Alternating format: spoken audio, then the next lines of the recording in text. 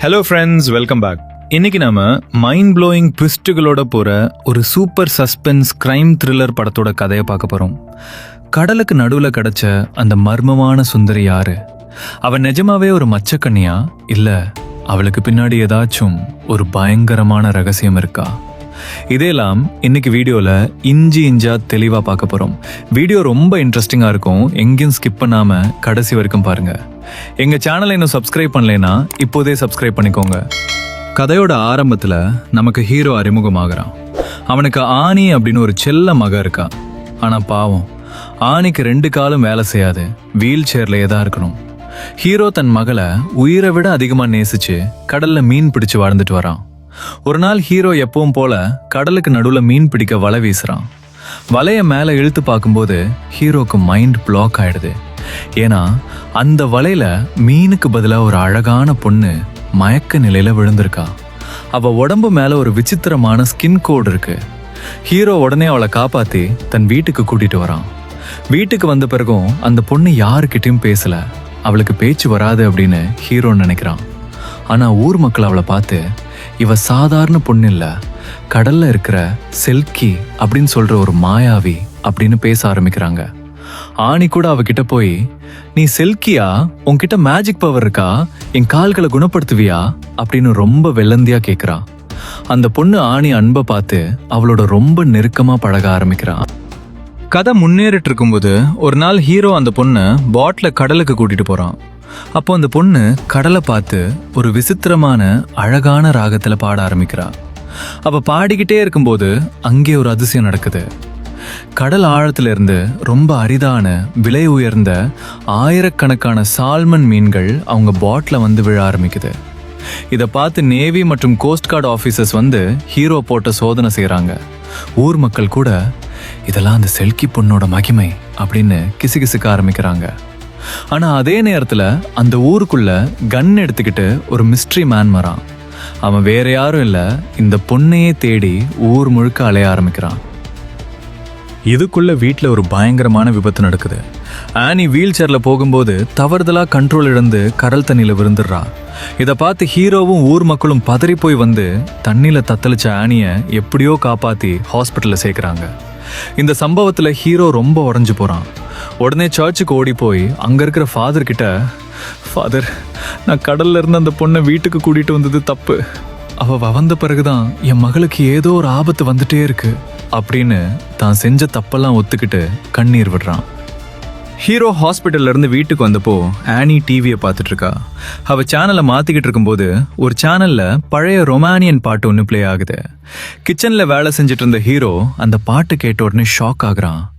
ஏன்னா இதே பாட்டு தான் அந்த பொண்ணு பாட்ல நின்று பாடுறா. அவளுக்கு பேச்சு வராதுன்னு நினைச்ச ஹீரோக்கு அப்பதான் உண்மை புரியுது. உண்மையிலேயே அவ எந்த ஒரு கடல் தேவதையோ அல்லது செல்கியோ கிடையாது. அவ ரொமானியா நாட்டை சேர்ந்த ஒரு சாதாரண பொண்ணு. அவளோட உண்மை பெயர் ஜோனா. அந்த ஜோனாவும் அவ கூட வந்த மிஸ்ட்ரி மேனும் சேர்ந்து இன்டர்நேஷனல் லெவல்ல கோடிக்கணக்கான ரூபாய் மதிப்புள்ள ட்ரக்ஸை இல்லீகலா கடத்துறாங்க. கோஸ்ட் கார்ட் போலீஸ் இவங்களை கடல்ல சுத்தி வளைச்சப்போ ஜோனா தன் உயிரை காப்பாத்திக்கவும் அந்த ட்ரக்ஸ் பேக்கை மறைக்கவும் தன் மேல அந்த சாஸ்கின் கோட்டை போட்டுக்கிட்டு கடல்ல குதிக்கிறா. அவ அண்டர் வாட்டர் சிம்மரா இருந்ததால தண்ணிக்குள்ளேயே ரொம்ப தூரம் நீந்தி வந்து கடைசில மயக்க நிலையில நம்ம ஹீரோ வீசின வலையில சிக்கினா. ஒருவேளை தான் ட்ரக் டீலர்னு தெரிஞ்சா போலீஸ் அரெஸ்ட் பண்ணுவாங்கன்னு பயந்து ஊமையா நடிச்சா. அவ கடைசியா கடல்ல விழும்போது, நான் செல்கி இல்ல, சாதாரண மனுஷி அப்படின்னு சத்தமா கத்துனா. ஆனா அந்த சத்தம் ஹீரோ காதுல விழல. உண்மை தெரிஞ்ச உடனே ஹீரோ அவளை தேடி போட் எடுத்துட்டு கடலுக்கு போறான். அங்க தூரத்துல ஒரு சின்ன தீவுல ஜோனா 2 நாளா சாப்பாடு இல்லாம குளிர்ல நடுங்கிட்டு உட்கார்ந்துருக்கா. ஹீரோ அவளுக்கு தன் கோட்டை போட்டு, எனக்கு உண்மை ரகசியம் தெரிஞ்சிச்சு ஜோனா, நீ ட்ரக் டீலர் தானே அப்படின்னு கேட்குறான். ஜோனா கண்ணீர் விட்டு, ஆமா, நான் உண்மை சொன்னா நீ எனக்கு அடக்கலம் கொடுக்க மாட்டேன்னு பொய் சொன்ன அப்படின்னு சொல்றான். ஆனா ஹீரோ, பரவாயில்ல, என் மகளுக்கு உன்னை பிடிச்சிருக்கு, எனக்கு உன் மேல அன்பு இருக்கு, நம்ம புது வாழ்க்கைய ஆரம்பிக்கலாம் அப்படின்னு அவளை வீட்டுக்கு கூட்டிட்டு வரான். ஆனா இவங்க வீட்டுக்கு வந்து பார்த்தப்போ அங்கே அந்த மிஸ்ட்ரி மேனும் அவனோட இன்னொரு வில்லனும் கன் எடுத்துக்கிட்டு ஆணியை மிரட்டிட்டு இருக்காங்க. அவங்களுக்கு அந்த கோட்டும் அதுக்குள்ள இருக்கிற ட்ரக்ஸ் பேக்கும் வேணும். வில்லன்கள் ஹீரோவையும் ஜோனாவையும் கன் காட்டி அந்த கோட் எங்க இருக்குன்னு கேக்குறாங்க. ஆனா இங்க ஒரு இன்ட்ரெஸ்டிங் ட்விஸ்ட் இருக்கு. ஜோனா அவங்கள விட்டு எங்கேயும் போகக்கூடாதுங்கிறதுக்காக ஆனி அந்த கோட்டை ஹீரோ போட்டோட ஒரு பெரிய இரும்பு கூண்டுக்குள்ள ஒளிச்சு வைக்கிறா. வில்லன்களுக்கு கோட் போட்ல இருக்குன்னு பொய் சொல்லி எல்லாரும் போட் கிட்ட வராங்க. போட்ல அந்த இரும்பு கூண்டுல இருந்து கோட்டை இருக்கிறதுல வில்லன்கள் பிஸியா இருக்கும்போது சரியான நேரத்தை பார்த்து ஹீரோவும் ஜோனாவும் சேர்ந்து வில்லன்கள் மேல தாக்குதல் நடத்துறாங்க. அங்க பயங்கரமான சண்டை நடக்குது.